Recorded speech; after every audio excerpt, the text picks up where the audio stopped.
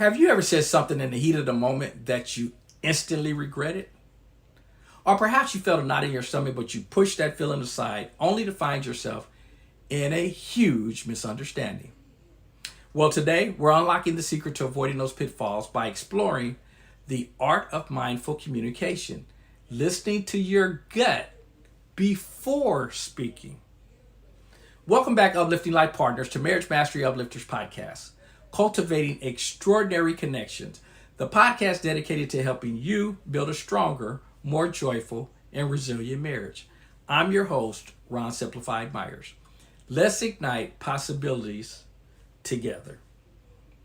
Well, this is our Self-Love Wednesday episode, and today we're diving into a topic that is of the utmost importance for a thriving marriage, but also for all your relationships, and especially your relationship with yourself. Mindful communication. See, we often focus on what we say and how we say it, but we sometimes overlook the vital step of tuning into your inner wisdom, that gut feeling, before we even open our mouths. Our intuition, it can be an incredibly powerful guide in our communication.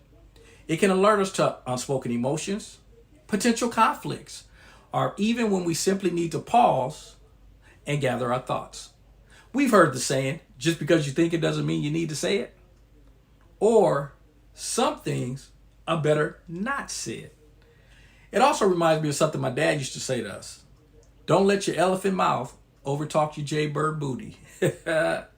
In short, be mindful of what comes out of your mouth because you can't take it back once it's released. So let's break down what I mean by listening to your gut.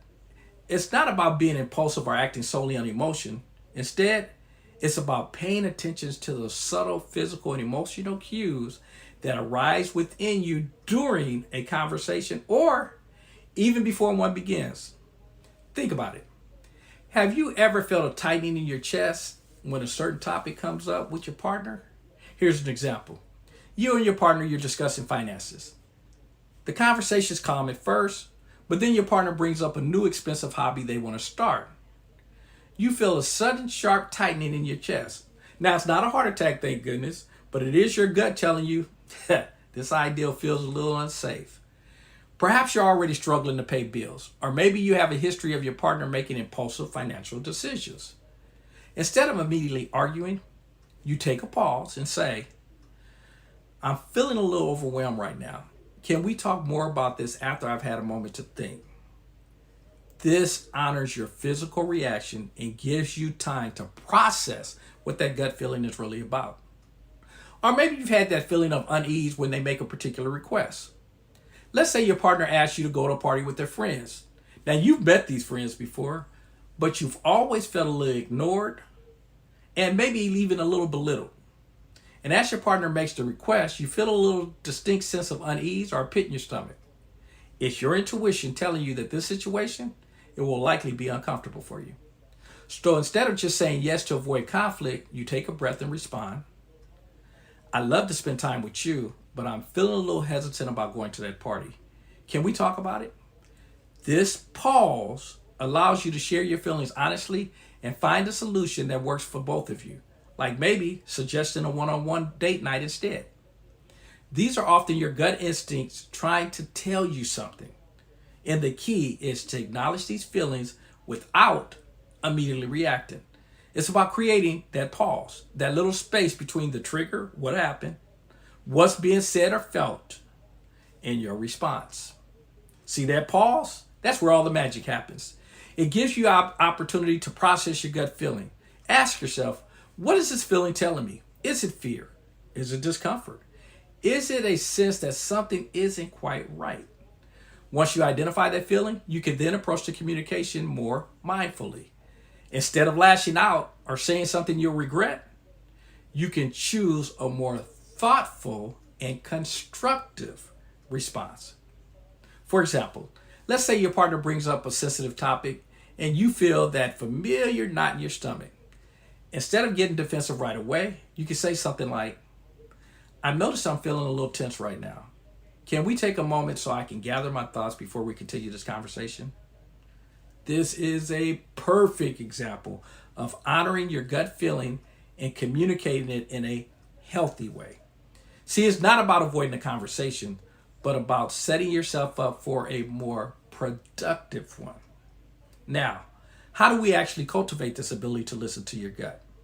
It does take practice, but here are a few tips. Pay attention to physical sensations. Notice where you feel emotions in your body. Is it in your stomach, your chest, your shoulders? These physical cues, they can be early indicators of your gut feelings. Practice mindfulness and meditation. Regular mindfulness practices can help you become more attuned to your inner sensations and less reactive to them. Even a few minutes of daily meditation, it can make a huge difference. Reflect on past conversations. Think about things when you ignored your gut feeling and how those played out. What did you feel beforehand? And recognizing these patterns, they can help you in the future. How about trust your intuition without discernment? While it's important to be logical, don't dismiss those persistent gut feelings, especially when they relate to your values and boundaries. However, also be mindful of anxieties that might masquerade as intuition. That last point is crucial. It's about discerning between genuine intuition and fear-based reactions. When you communicate from the place of inner knowing, it often leads to more authentic and fulfilling interactions. This mindful approach also fosters deeper empathy and understanding in your relationship. When you're tuned into your own internal state, you're often more attuned to the subtle cues from your partner as well. So on this Self-Love Wednesday, I encourage you to start paying closer attention to those inner whispers, those gut feelings that arise before you speak. Practice pausing, reflecting, and then responding with intention. It's a skill that takes time and practice to develop, but the rewards for your relationship and your own inner peace, immeasurable. Also, take some time and think about, have you ever had a time when listening to your gut made a big difference in a conversation? Here's what I want you to do. Share your thoughts in our Marriage Mastery Uplifters Facebook group, which we just set up today. It gives for many an easier way to communicate with us. I want to thank you for tuning in. Remember to prioritize self-love and mindful communication in all your relationships. And we'll be back next week for another Self-Love Wednesday episode. Until then, keep building, keep loving, and keep mastering your marriage, one intentional step at a time. Now, for more exclusive training, deeper dives, behind-the-scenes content, our books, video series, and the Simplified Uplifters Apparel, our online clothing store, make sure you download the Simplify You app today. It's your one-stop shop for all of our resources inside Google Play or the Apple Store. Or you can visit the website, simplifieduplifters.net, which is a duplication of the app. This information, it'll also be in the bio of the show. Folks, if you found value in today's episode, we would also appreciate you sharing this episode and the podcast itself with those that you know need to hear this message. And if you haven't done it already, subscribe to Marriage Mastery Uplifters podcast so you don't miss our upcoming Marriage Builder Sunday, where we'll explore how these individual strengths, they come together to create an unbreakable bond. Thanks again for joining me on this Transformative Self-Love Wednesday. Until next time, nurture your soul, protect your energy, be kind to yourself, and build the marriage of your dreams. Most important, remember your power. You are extraordinary.